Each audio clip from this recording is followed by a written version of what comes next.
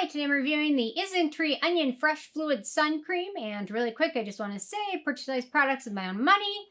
This video is brought to you by my newsletter, so be sure to check that out, as well as check out the links below. Okay, so you guys requested I review this one, so I'm really excited to do so. I'm a little confused why they call it a fluid cream. Like, what's a fluid cream? It's more of kind of fluid than a cream, but anyway.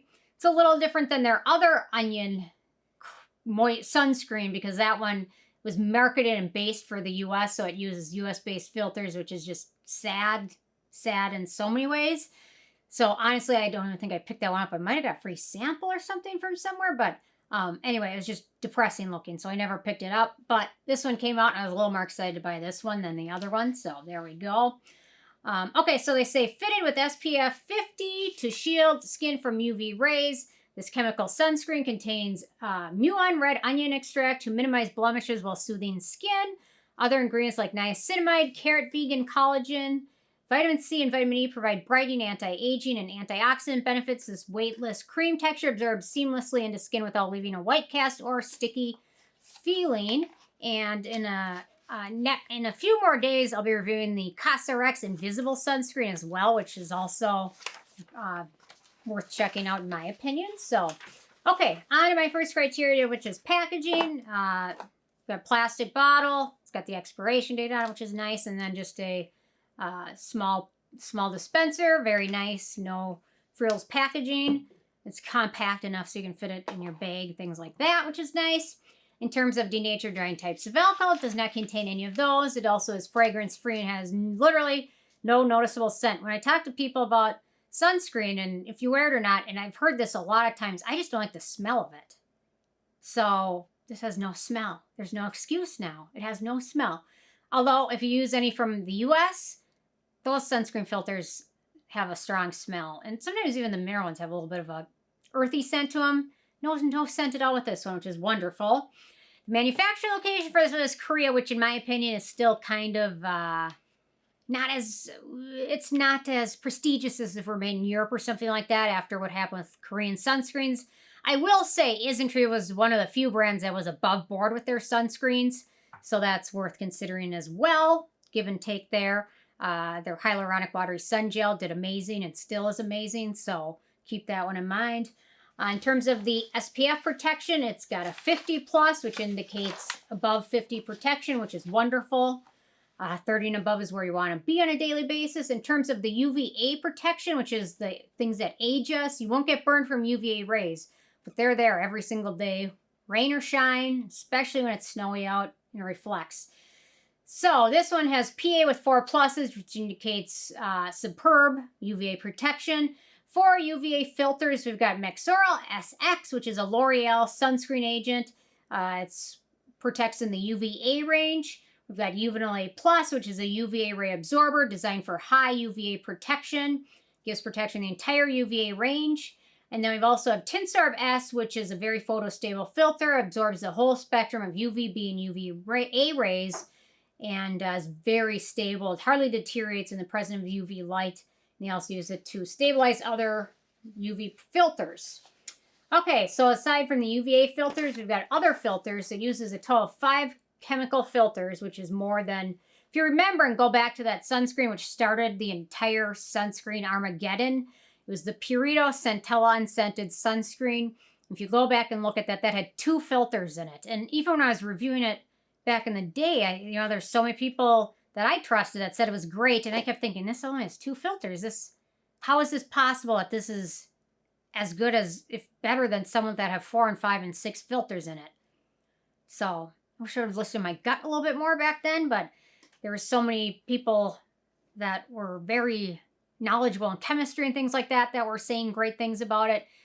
So this one has 5 chemical filters compared to that one's 2, and those amounts of actual filters in those products are very, very small. We're talking like 1-2%. So, yeah. Okay, so on to the UVB filters. So I talked about the UVA filters. This one's got additional filters for UVB protection. Juvenile T150 protects in the entire UVB range. And then we've got Parasol SLX or Polysilicone 15, silicone-based chemical sunscreen agent that protects in the UVB range. Yeah, so total of 5 filters, 3 ones that focus on UVA rays and 2 that focus on UVB rays, which are the ones that burn us.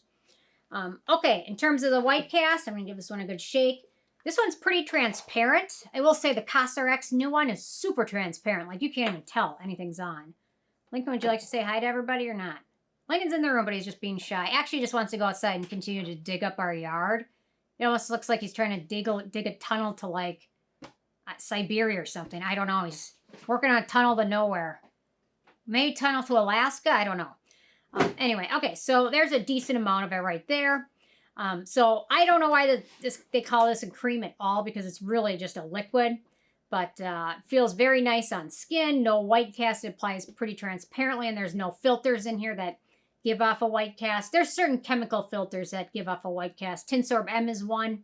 Typically, we notice those more with mineral sunscreens, though, but this one applies pretty transparently. So there you go.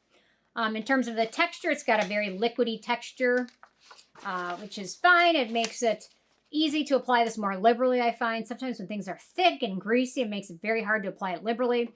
This one is very easy, lighter, less greasy, and it's a little bit lighter than their watery sunscreen, which is a little bit thicker and waterier.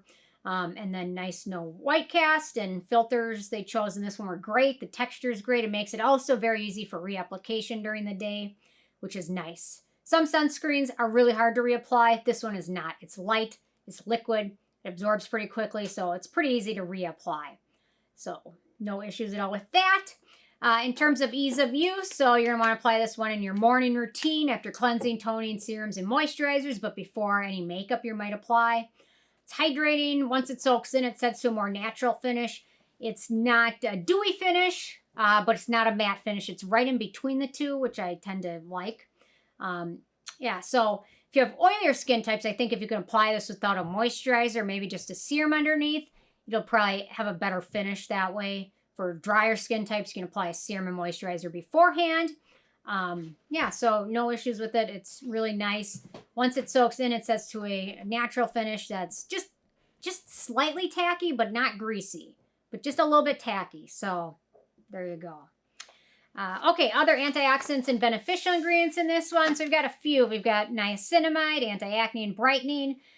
We've got that onion bulb extract, which it doesn't smell like onions. It smells like nothing at all. At all. So people are nervous about this line because they think it's going to smell like onions. It doesn't. So trust me, it doesn't smell like anything. But onion bulb is great for anti-acne. It's antibacterial and can also help fade the appearance of scars. So it makes it really friendly for acne-prone skin types. We've got sodium hyaluronate. We've got Sphingomonas Ferment, which is an anti-aging and antioxidant ingredient. We've got adenosine, cell-communicating ingredient, arginine, skin-identical ingredient, sodium ascorbyl phosphate, vitamin C derivative that may help prevent acne and breakouts, and then vitamin E, which is a great antioxidant. So nice list of additional beneficial ingredients in this one. In terms of acneogenic ingredients, we do have a few. We've got palmitic acid, stearic acid, glycerol stearate, vitamin E, and carbomer. So, I mean, 5 of them. So, I mean, that's a bit much, but it does have some acne-fighting ingredients. And then of those, I mean, the ones that are probably the most acneogenic are the palmitic acid and glycerol stearate. So, okay, in terms of animal testing, this is cruelty-free, so no issues with that. Okay, in terms of performance, so I'm really enjoying this one a ton. I'm glad I tried this before the CosRX one. Okay, let me just grab it because I've talked about it enough in this video. Might as well grab it. So, I'm glad I tried this one because now after using this one's so elegant and it's so light. So it's hard to compare it now. I really like this one. I mean, see, now it's soaked in. It doesn't look greasy. It's not tacky, but I love this one. So I'll be reviewing that one soon. But anyway, I haven't gotten red, freckled, or tanned using this one at all. It works great under foundation and makeup. Seems to be geared towards dry, sensitive skin types. It's very nice. I prefer this one. If you've tried their other onion sunscreen, it's got the sad filters in there. A lot of people liked it. Nothing wrong with that. But this one's much better in terms of filters, in my opinion. And I haven't tried the other one, so, I mean, maybe it feels super nice, but the filters just, they wouldn't be able to compare. So, Okay, so I loved it. Works well, nicely product. In terms of the price, so this is the full size 50 milliliters, 1.7 ounces, and retails for about $18. So it's affordable, but you know, the CosRX one's like $12. So come back to that one. I feel disloyal, you know, reviewing this one and still thinking about this one secretly in my head, you know. Anyway, okay. Overall, I gave this a 13 out of 15. My only slight issues were being made in Korea. Still kind of, I mean, I think they closed the loophole and things, but still kind of a spot in my, you know, thorn in my side what happened there. And then there is a few acnegenic ingredients of this one. Otherwise, it's still really nice. Overall, it's a really nice sunscreen. It's certainly in my top favorites of new ones that have come out this year. So anyway, interested hearing from you guys if you had a chance to check this one out yet or not. And if you have, what your thoughts are, leave a comment. Love hearing from you guys, and stay tuned for more tomorrow. Thanks so much. Bye, guys.